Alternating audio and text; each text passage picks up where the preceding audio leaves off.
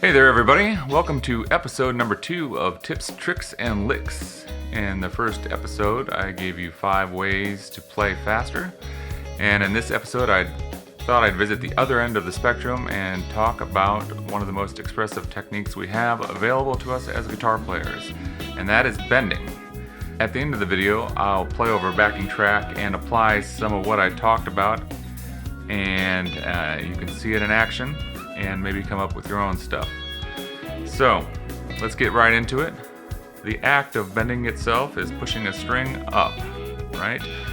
And most of us will do that with our thumb around the top of the fretboard for leverage, because most of your power is going to be coming from your wrist and forearm. That's your pivot point. Your wrist is your pivot point. So, I'm moving the string back and forth there. Pressing the string upward and using the thumb for leverage. But if you try to do that with just your fingers, it's going to be a lot more difficult because you just plain won't have the power. So let's start with this F note and try to bend it a whole step to G.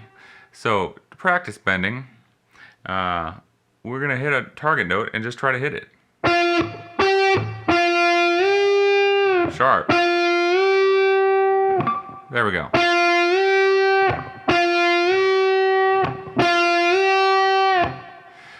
And notice I'm also using my second and first finger when I'm bending with the third finger on the same string to provide additional support. And I'm using the first finger to mute the strings I'm pushing the G string into, because when we bend a note, we're pushing strings into other strings, and muting becomes very important.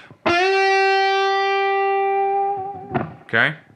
So, you should practice that, in all areas of the fretboard, and with as many fingers as you can. And what I mean is, hit your target note, go up to it, try not to add vibrato. The tendency might be to do that at first, because we're not sure of the pitch. That's where that comes from. Try just going straight to it, and try going up to it slowly. And try listening to vocal melodies that you like and emulating them with bends, or coming up with your own melodies, or just picking a key. For example, if we're in C major or A minor,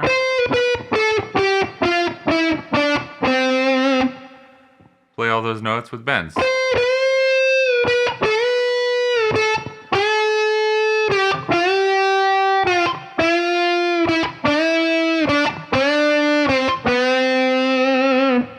You can do that with the different fingers, obviously, like I mentioned.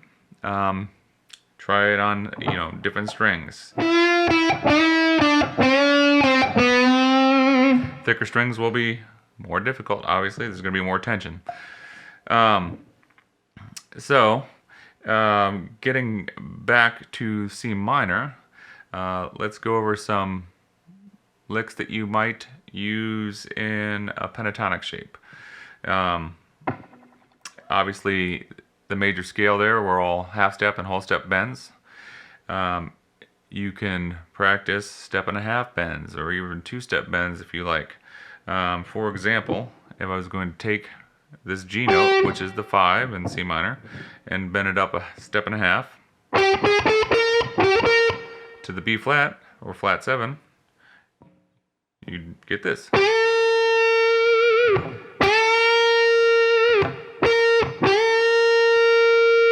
Alright, combine that with your whole step bend from your 4 to your 5.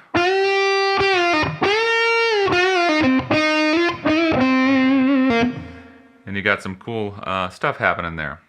Of course, you got the classic rock licks, Chuck Berry, Jimmy Page style licks.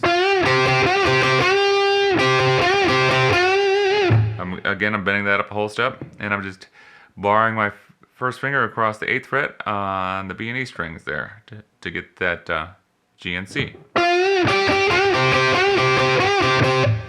You can combine that. You can play those notes one at a time. Add that pull off, and you hear all those classic licks popping out.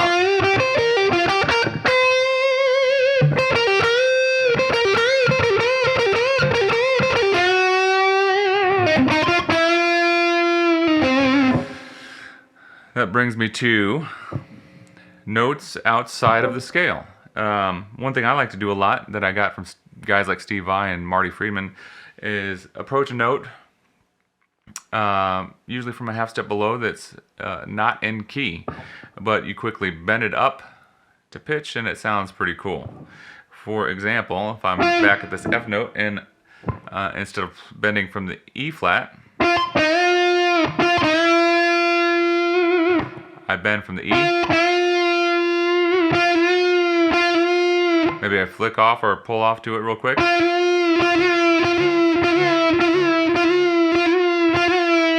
you get a cool sound. Or you move it around.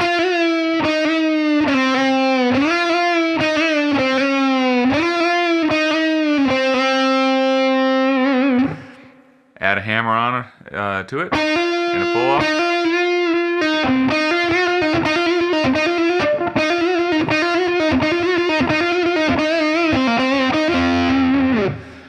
Some cool stuff there.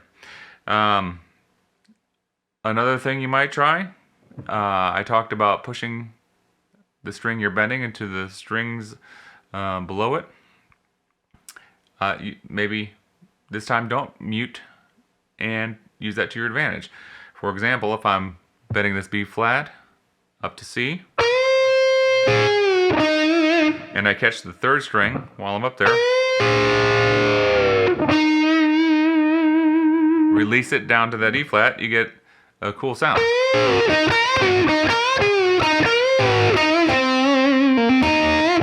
All right?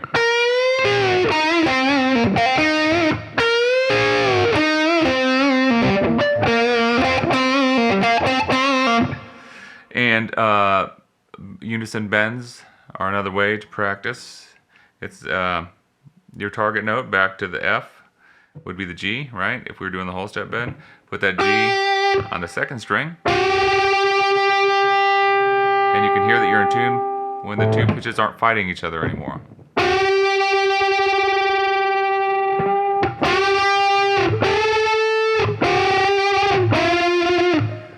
You can do that on the first and second strings as well. There. So, just some things to get you started with the bending technique. Most importantly, be in tune. Just like no one wants to hear an out-of-tune singer, out-of-tune bends, although with enough attitude can sound good, and none of us play perfectly in tune all the time, but it's good to practice, being in tune with your bends. It's more pleasing to the ear overall. So hopefully you got something out of this. I'm going to show you or play you this jam now. It's over a Joe Bonamassa backing track in C minor.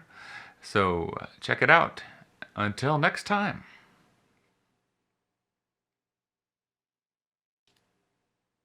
Oh, no. Peace.